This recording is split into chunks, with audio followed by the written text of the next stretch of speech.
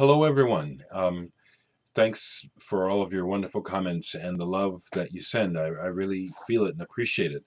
I thought that I would take some time to answer Mr. Fartboy79's 8 questions because they're good questions. And the first one is, right quick. I wanted to just say that you folks that have been saying you'd like to hear my music, it's available online.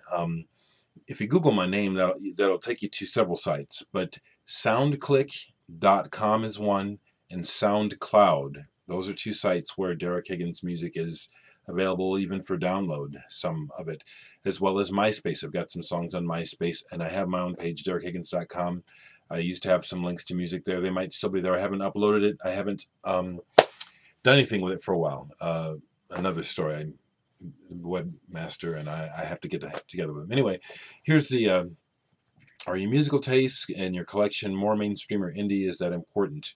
Well, first off, I'll explain that I'm 55, going on 56, and I fell out of I came into this world through two musicians and artists, and on both sides of my family are musicians, and it seems every generation back, it probably, and so music has been a very important element in my life. I've gone through an evolvement. Obviously, as a child, I listened to what I could listen to, which was the radio and what people introduced me to. But as I got older and explored, I found what I was attracted to was really certain aspects of music that you can hear in mainstream, but more often than not, you have to kind of go, it's just, you just happen upon it, magical moments, real originality, music where you can tell the people that made this music had no choice. They had to make this music. Do you know what I mean? It's a life force for them. And so I've gone through a period where I was kind of a musical snob after becoming more aware of all of the diverse groups of music. And that really started when I was pretty young. But as I've gotten older, I've resolved myself to having a balanced viewpoint, which is music is music. I'm free to be drawn to what attracts me.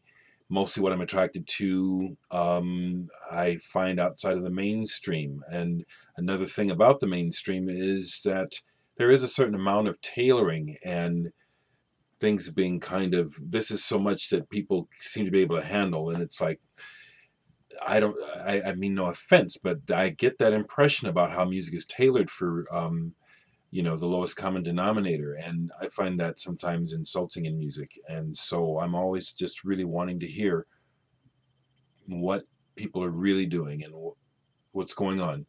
So I have mainstream music in my collection because it's ubiquitous. In other words, because of Clear Channel and the way that music is licensed, the classics, you cannot escape them. And so it's very seldom that I play much of what you would consider classic rock or mainstream music here.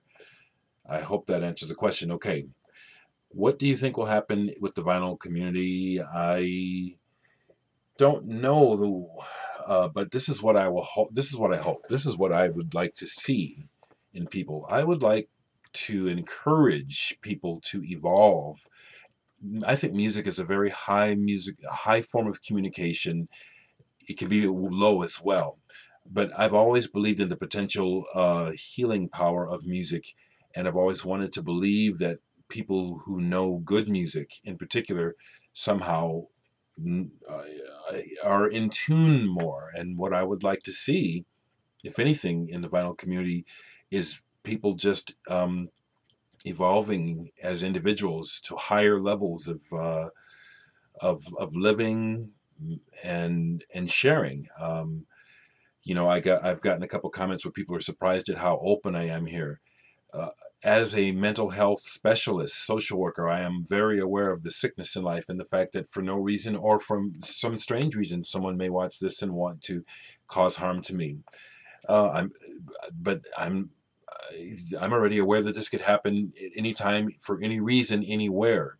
And so should I be afraid? Well, hell no, And if anything, what I'm trying to do is set an example for what I would like to see more of, which is people just being real and not being so afraid, and extending that vibe, that desire to connect in a more real way with others. So I'm still kind of the old hippie sort of ideal that somehow music can make us stronger and bring us together.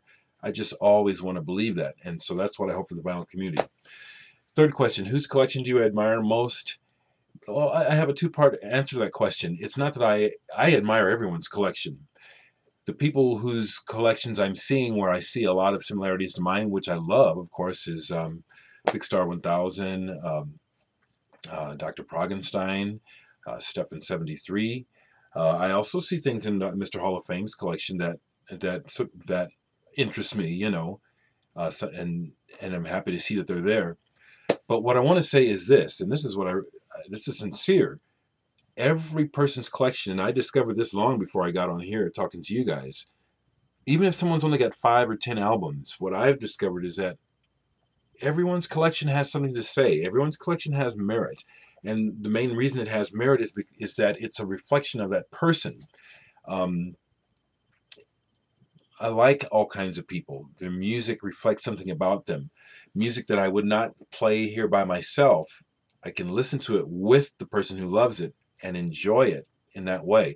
I don't collect country music at all, for example, but I can sit with people who like it. And if I'm in, the right mood, I don't have to be in the right mood, but if we're there sharing in something that means something to them, I can hear it through them and appreciate it in that way.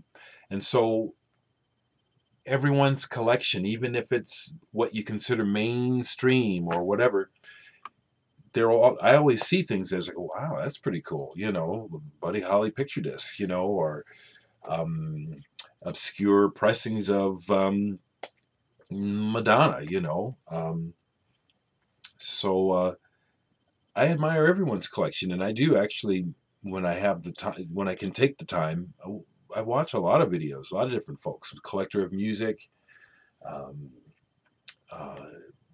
I can't even think of people's names, S-Texanel, Spellerine. Everybody's got something cool. Okay. Pick an album you hated at first listen, but stuck with it. I already mentioned this, and it was the band Henry Cow. And let's see, Henry Cow is right here. And their first album was really, when I first heard, I had read really, really good things about it in the New Musical Express and Sounds, which is where I got my information as a teen, mainly about music. And so it was also on my favorite label, Virgin. So when it was released in the US, I bought it immediately. And I just couldn't understand it. And I had already been turned on to Stockhausen and John Cage and Steve Reich already as a child, and I love Stravinsky and stuff. But Henry Cow really challenged you because they just don't mess around from the beginning. It's a very, very complete picture of how they're presenting this music, almost like a chamber ensemble in a way.